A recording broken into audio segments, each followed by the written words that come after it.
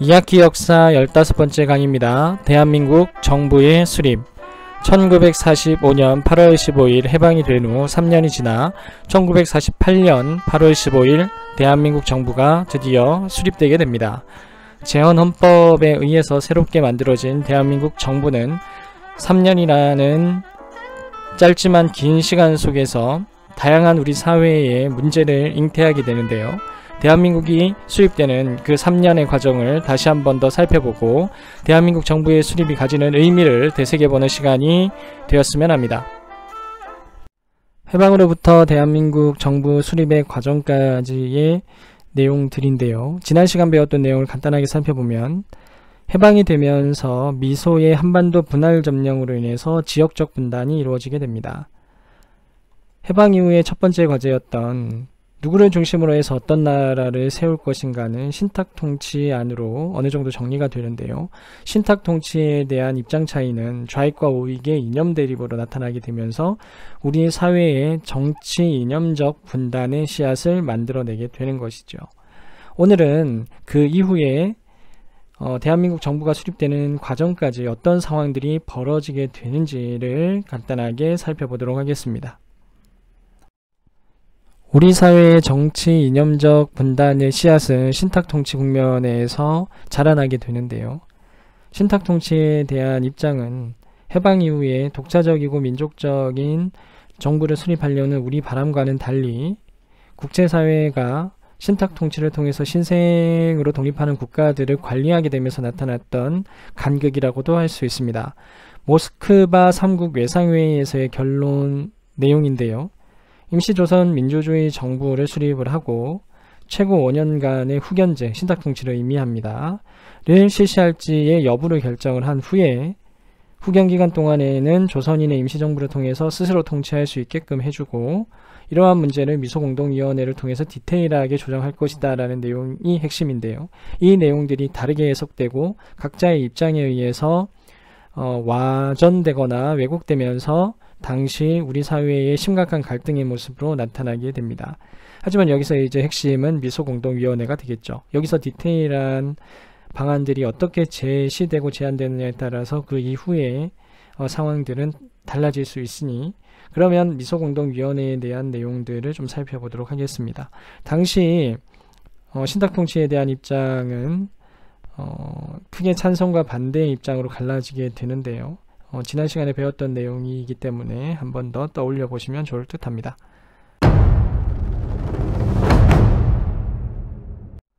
영상을 통해서 미소공동위원회의 내용을 좀 살펴봤는데요. 미소공동위원회는 두 차례 열리게 됩니다. 두 차례 모두 협의 대상을 둘러싼 미소 간의 입장 차이로 인해서 결렬되게 되는데요. 협의 대상에 대한 입장 차이는 신탁통치와 밀접하게 연관이 됩니다.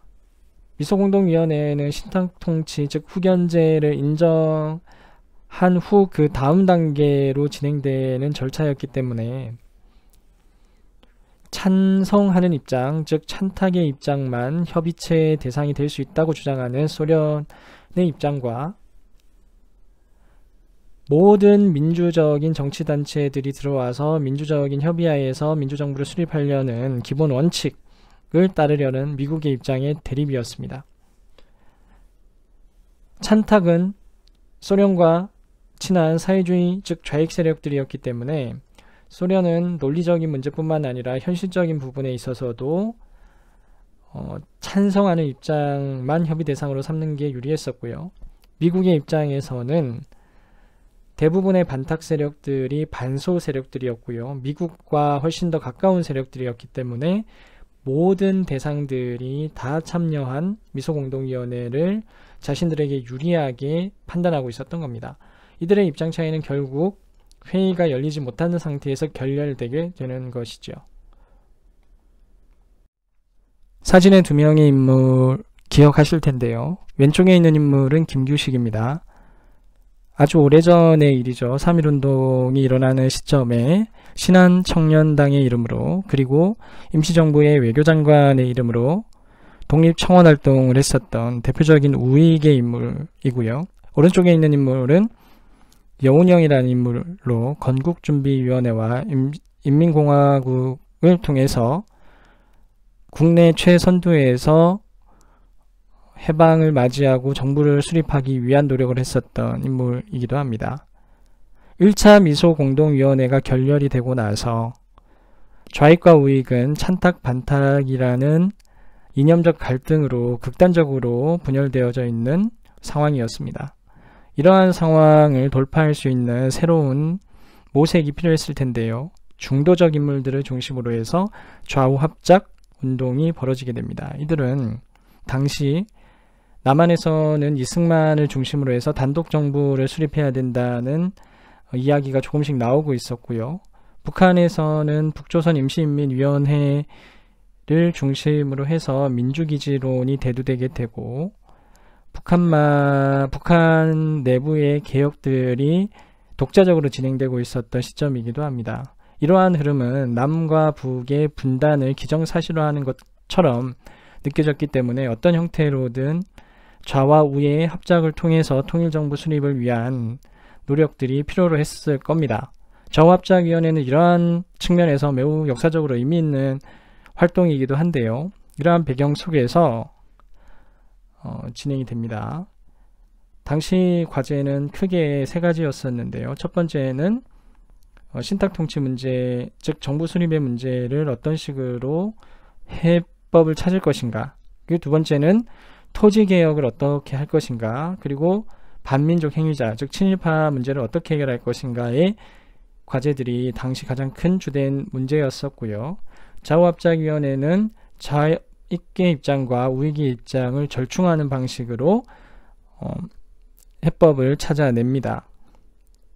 하지만 우익을 대표하는 이승만과 한민당은 토지개혁의 문제와 친일파 문제에 있어서 동의할 수 없는 부분이 있었기 때문에 좌우합작위원회에 들어오지 않고요.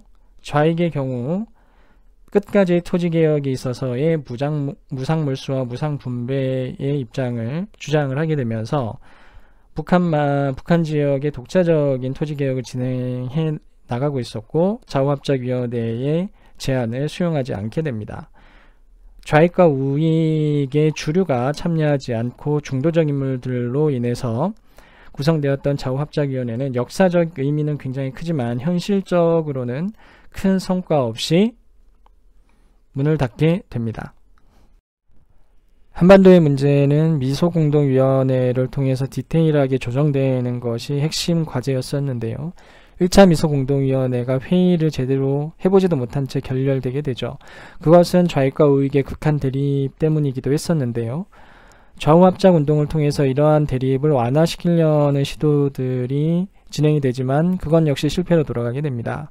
이러한 상황에서 열렸던 2차 미소공동위원회 역시 동일한 이유로 해결되지 못한 상태에서 결렬되게 되고요. 미국과 소련은 국제사회의 패권 다툼 과정에서 그리스 내전과 트루먼 독트린, 마샬 플랜 등의 과정들이 진행되게 되면서 더욱더 냉전 체제로 심화되고 있는 상황이었습니다. 이는 달리 이야기하면 미소공동위원회를 통한 생산적인 해법이 더 이상은 불가능하다라는 것이었고요. 그래서 이 문제는 1947년 9월 유엔으로 이관되게 됩니다. 유엔에서는 한반도의 신탁통치의 과정을 생략하고 유엔 감시하의 인구비례에 따른 남북 총선거 실시를 통해서 정부 수립하는 방안을 제안하게 되고요. 이를 시행하기 위해서 총선거가 가능한 지역을 조사하기 위해서 임시위원단을 파견하게 됩니다. 하지만 소련은 한반도 문제를 유엔에 이관하는 것에 대해서 반대하는 입장이었고요. 당시 유엔을 구성하고 있었던 부분들이 미국에게 상당히 유리하다고 판단했기 때문이었을 겁니다. 그래서 북한 지역에 한국 임시위원단이 들어와서 조사하는 것을 막게 되면서 선거에 대한 입장이 선거가 가능한 지역에서만이라도 총선거를 실시하자라는 입장으로 정리되게 되는데요. 이는 분단을 기정사실화하는 상황이기도 했습니다. 이에 대한 남한 내부의 정치적 입장은 갈라지게 되는데요. 그 내용을 간단히 살펴보도록 하겠습니다. 선거가 가능한 지역에서만이라도 총선거를 실시하자라는 제안은 두 가지 입장으로 갈라지게 되는데요. 이승만은 오래전부터 단독정부 수립을 주장해 왔었고요. 남한만이라도 단독정부를 수립해야 된다는 입장에 동의하게 됩니다. 하지만 김구와 김규식은 남북한의 통일정부를 수립해야 된다는 입장을 끝까지 주장하고 있었고요. 남북 협상을 통해서 남북한 모두가 총선거에 참여할 수 있는 가능성을 만들기 위해 노력하게 됩니다. 조금 더 그 상황을 구체적으로 살펴보면 이승만과 한국민주당은 남한 지역에서 단독 정부를 수립하는 것은 불가피함을 주장하게 하며 남한만이라도 즉각적인 총선거를 빠른 시일 내에 실시해야 한다고 주장합니다. 김구를 중심으로 한 한독당 계열들은 단독정부 수립은 곧 분단을 기정사실화하는 것이기 때문에 단독정부 수립에 반대하게 되고요. 단독정부 수립에 있어서 큰 영향을 미치고 있는 미국과 소련 군대의 철수를 통해서 남과 북이 우리 민족의 시각에서 협상을 통해서 총선거를 실시해야 한다고 주장하게 됩니다. 그들은 북한의 지도자들과 연계해서 남북 협상을 추진하게 되는데요. 북한 역시 이미 단독정부 수립의 방향으로 설정이 되어진 채 준비를 해나가고 있었던 상황이었고요. 오히려 남북 협상의 과정은 북한 정부의 정통성을 인정해주는 모습으로 악용되는 모습까지 보여지게 되면서 결국 남북 협상은 실패로 돌아가게 됩니다. 남북 협상의 실패와 김구의 죽음으로 인해서 통일정부 수립의 노력들은 성공을 거두지 못한 채 무의로 돌아가게 되는데요. 그렇다 하더라도 과연 김구의 통일정부에 대한 열망이 무의미한 것이었는가? 우리는 역사적으로 다시 한 번 더 재평가할 필요가 있을 것 같습니다. 여러분들이 이때 당시에 중요한 정책적 혹은 정치적인 선택을 할 수 있는 인물 혹은 그러한 정치적 지지를 와 선택을 할 수 있는 일반 시민들이었다면 누구의 입장을 지지했을 것인지 한번 고민해보는 시간을 가져보면 좋을 듯도 합니다. 김구와 김규식의 남북협상은 실패로 끝이 나고 5월 10일 총선거는 선거가 가능한 지역, 즉 남한만의 총선거를 통해서 진행되게 됩니다. 5월 10일 총선거는 국회의원을 뽑는 선거였는데요. 헌법을 만들기 위한 재헌국회를 구성하기 위한 선거였습니다. 재헌국회에서는 이승만을 대통령으로 선출하고 국호를 대한민국으로 제정하게 됩니다. 그리고 우리나라의 헌법이 제정되고 공포되게 되는 것이죠. 대한민국 정부 수립은 1948년 8월 15일 선포되게 되고 유엔은 대한민국 정부가 한반도에서 선거를 통해 수립된 유일한 합법정부로 승인하게 됩니다. 해방으로부터 대한민국 정부 수립까지의 내용을 간단히 살펴보도록 하겠습니다. 해방이 된 직후 미소의 한반도 분열 점령으로 인해서 지역적 분단이 이루어지게 되고요. 누가 어떤 나라를 세울 것인가에 대한 문제는 정부 수립의 문제로 관통하게 되고 모스크바 3국 외상회의를 통해서 신탁통치안이 제시가 됩니다. 신탁통치의 문제는 좌익과 우익의 이념적 대립의 모습으로 나타나게 되고요. 그것은 당시 상황 속에서 증폭되어 우리 사회의 내재적인 갈등으로 자리하게 됩니다. 정부 수립의 문제는 미소공동위원회에 의해서 디테일하게 조정되는 방향으로 나가게 되는데요. 미소공동위원회는 미국과 소련이라는 냉전체제의 현실과 좌익과 우익의 대립이라는 국내 내부의 문제로 인해서 회의가 제대로 열려보지도 못한 채 결렬되게 됩니다. 하지만 그 사이 있었던 좌우의 합작운동은 역사적으로 많은 시사점을 전달한다고 볼 수 있습니다. 미소공동위원회의 결렬로 인해서 한반도 문제는 유엔으로 이관되게 되는데요.